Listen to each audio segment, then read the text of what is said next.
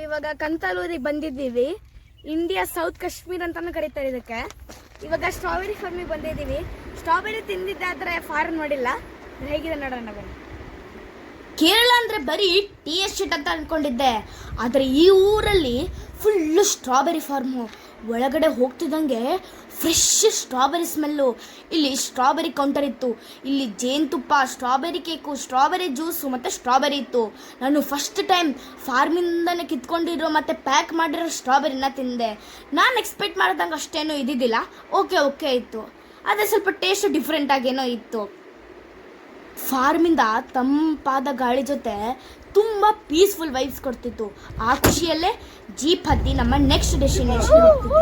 ಅಯ್ಯೋ, ಏನಿದು ಬೆಲ್ಟ್ ಕಟ್ಕೊಡ್ತಿದ್ದಾರೆ, ಏನು ಮಾಡ್ತಿದ್ದಾರೆ ಅಂತ ಅಂದ್ಕೊಂಡಿದ್ದೀರಾ? ಬಹುಶಃ ಗೆಸ್ ಮಾಡಿರ್ಬೋದು. ಆ ಅಡ್ವೆಂಚರ್ನ ನೆಕ್ಸ್ಟ್ ಎಪಿಸೋಡಲ್ಲಿ ತೋರಿಸ್ತೇನೆ.